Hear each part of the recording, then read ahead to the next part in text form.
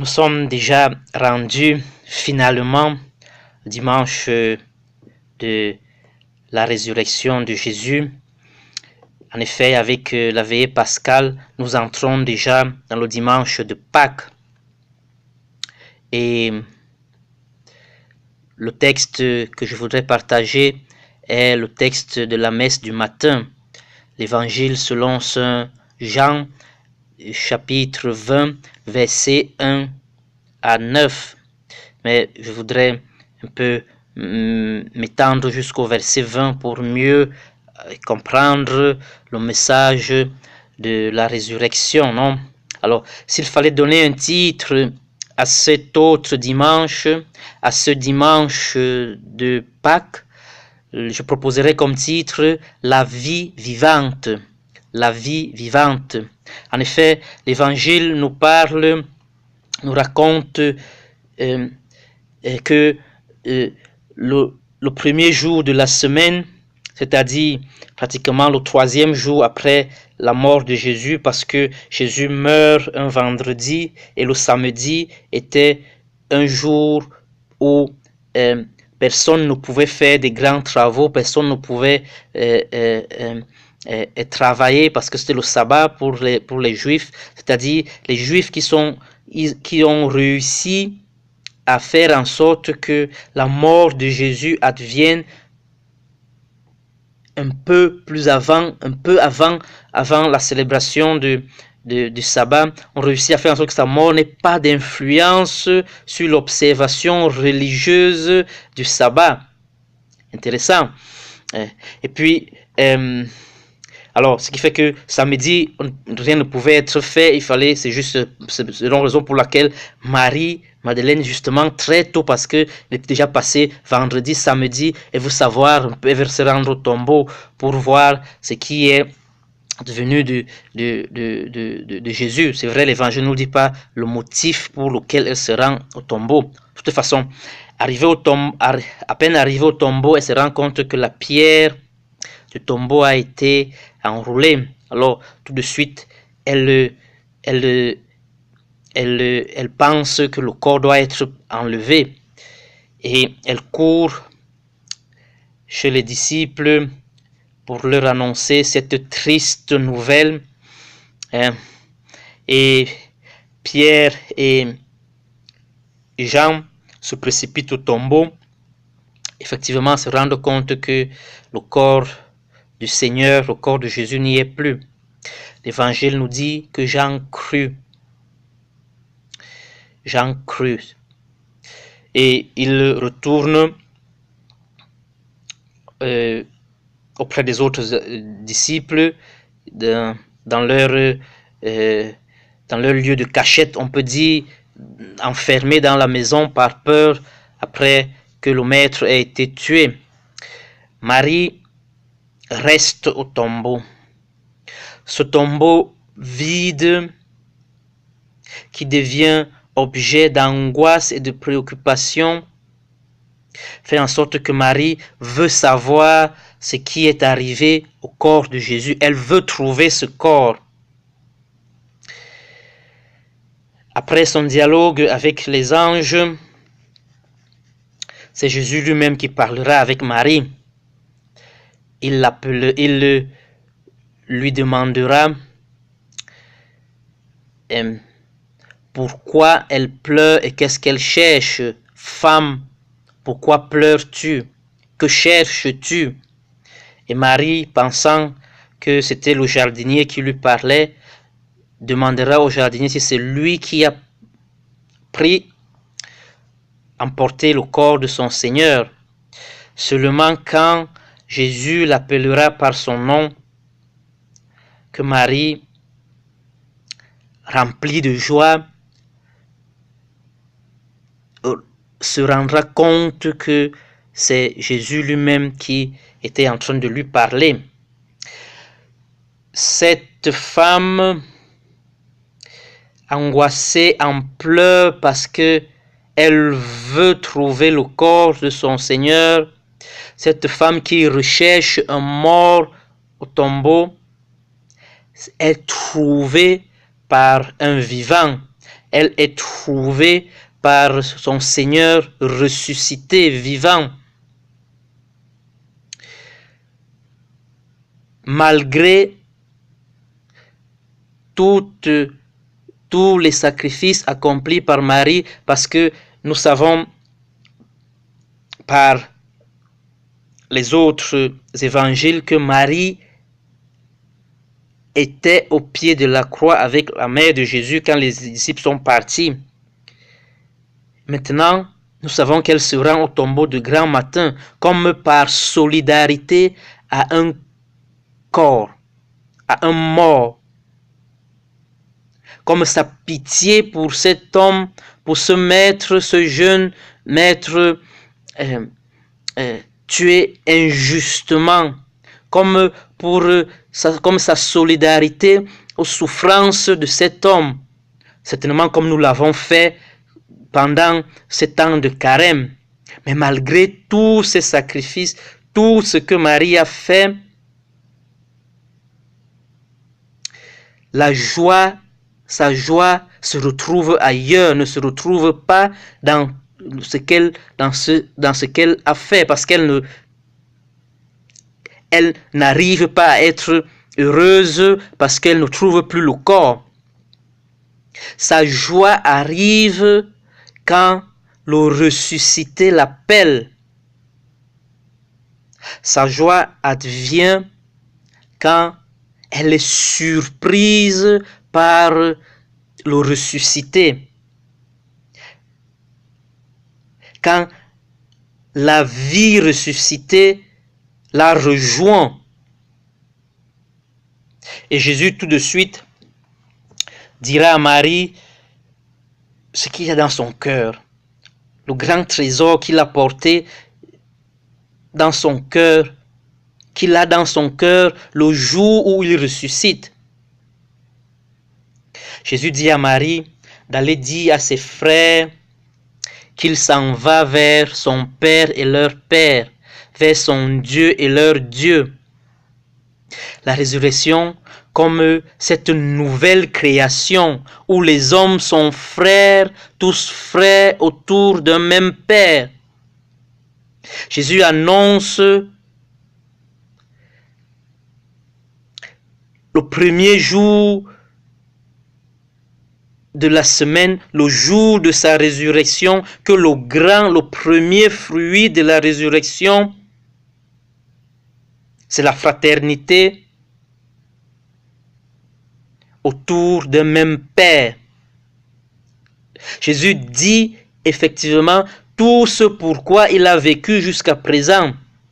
Nous savons que il est tenté au désert sur son identité de fils. Nous savons que tout le procès qu'on lui a fait était sur son identité de fils. Jésus dit que être fils pour lui est le plus grand cadeau que le Père lui ait fait. Est le plus beau projet, est le projet bon du Père sur sa vie. Jésus annonce que le projet confirme avec sa résurrection que le projet du Père sur chacun de ses fils est un projet bon et vrai. Jésus ne dit pas à Marie, va dire à mes disciples que tous leurs péchés sont pardonnés. Va dire aux grands prêtres que tout le mal qu'ils ont fait est pardonné, que tous leurs péchés sont pardonnés, jusqu'à la énième, centième, millième génération, tous leurs péchés sont pardonnés. Jésus dit que la résurrection est une nouvelle création. Est une nouvelle création où tous les hommes sont frères autour d'un même Père. Jésus dit que le Père, que Dieu est un Père qui a un projet bon et vrai sur chacun de ses enfants. Il dit que la relation à Dieu n'est pas la relation entre serviteur et patron, mais entre fils, et la relation entre fils et père. Que la relation entre des hommes n'est pas la relation entre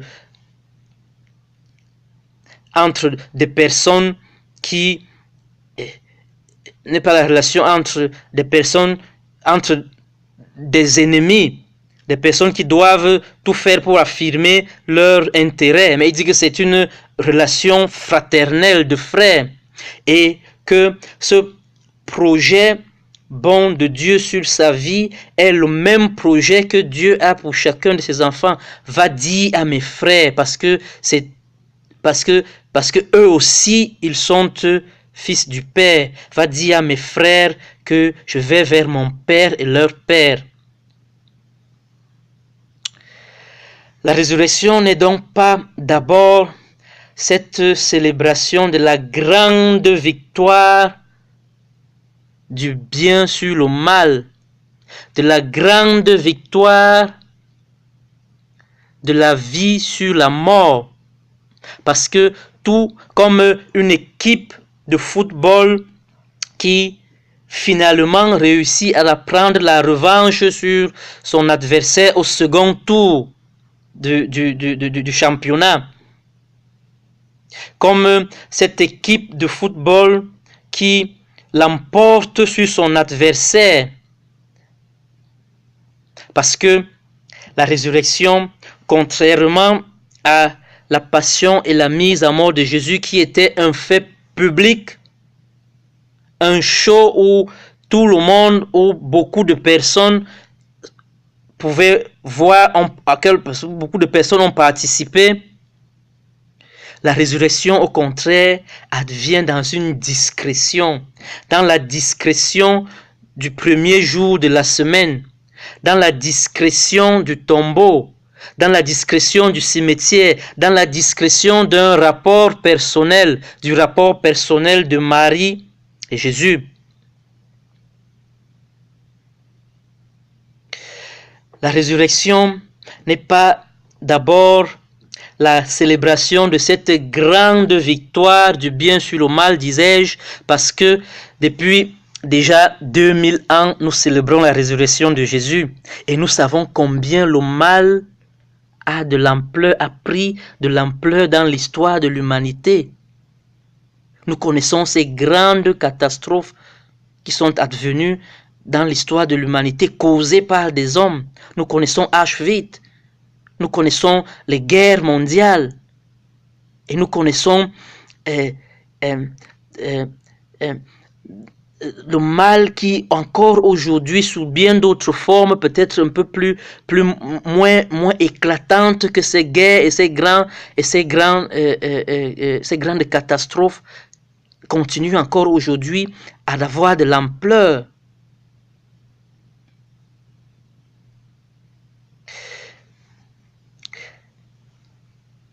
La résurrection n'est pas non plus d'abord cette grande victoire de la vie sur la mort, parce que il y a une mort encore plus atroce que le fait de perdre la vie, que le fait de ne plus être en vie. Et puis, il y a ces choix de mort qui, bien que nous soyons en vie, nous font vivre déjà comme des morts. Ces choix de mort qui ont transformé même le plus grand geste d'amour, c'était la plus grande, la plus belle chose qui puisse exister, que Dieu ait mis dans le cœur de chaque homme et de chaque femme, le désir d'aimer. Ces choix de mort qui ont transformé même l'amour en un lieu de mort. Combien de personnes, combien de fois n'a-t-on pas entendu dire « il n'existe pas l'amour, l'amour n'existe pas ». Combien de fois a-t-on entendu dire que on ne fait rien pour rien. La gratuité n'existe pas. Je ne parle pas simplement de l'amour, d'une relation amoureuse, je parle de l'amour en général. Combien de fois a-t-on entendu dire que on ne fait rien pour rien, que ce n'est pas possible,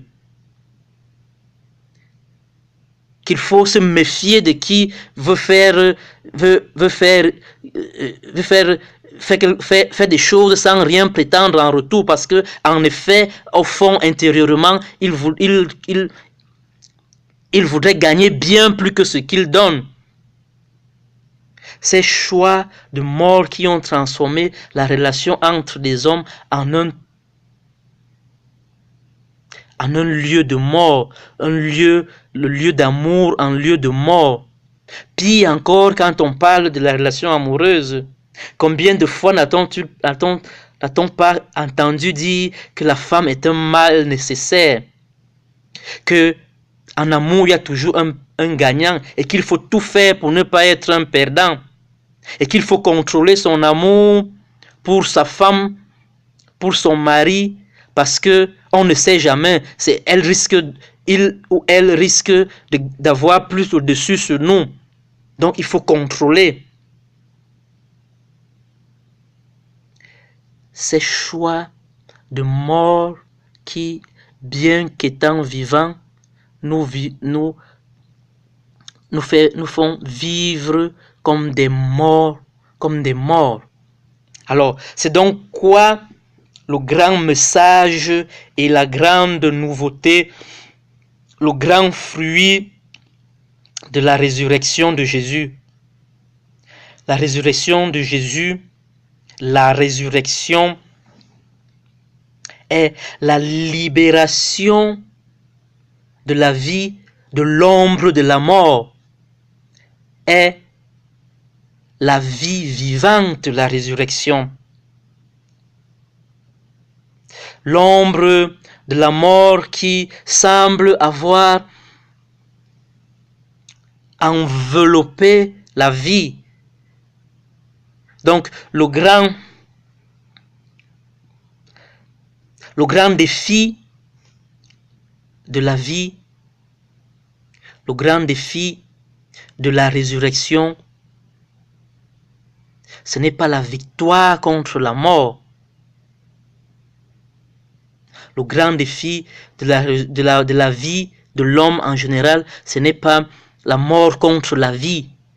Le grand défi de la résurrection, c'est une vie vivante contre une vie sous l'ombre de la mort.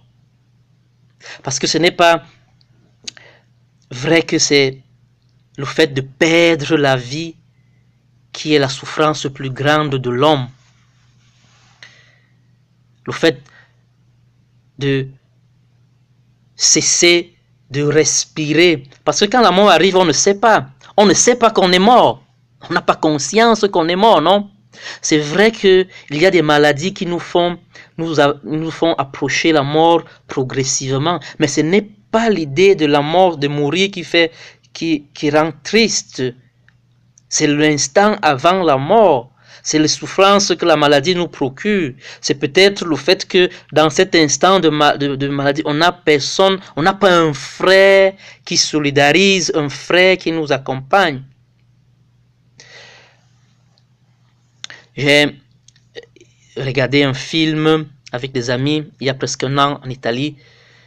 Un film de grande fiction scientifique, de fantascience, je ne sais pas si c'est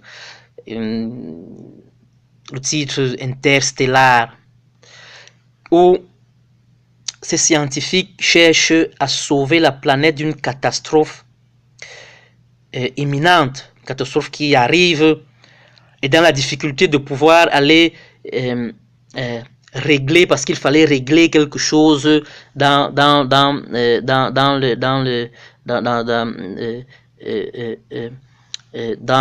l'autre planète, je ne me rappelle plus laquelle. Ce scientifique qui avait monté tout ce projet, ce grand professeur, affirme que il n'a pas peur de la mort, mais qu'il a peur du temps. La résurrection donc comme la libération du temps de l'ombre de la mort.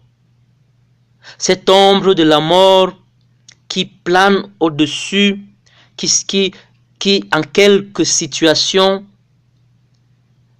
nous tient la vie sous pression. Marie qui est angoissée et en pleurs parce que elle ne trouve pas le corps de son Seigneur, qui bien que vivante, elle est sous l'ombre de la mort. Les disciples qui ont peur et doivent s'enfermer parce que ce qui est arrivé à leur maître peut aussi leur arriver. La peur comme cette ombre de la mort qui bien de fois finit par nous enfermer dans un cercueil ouvert.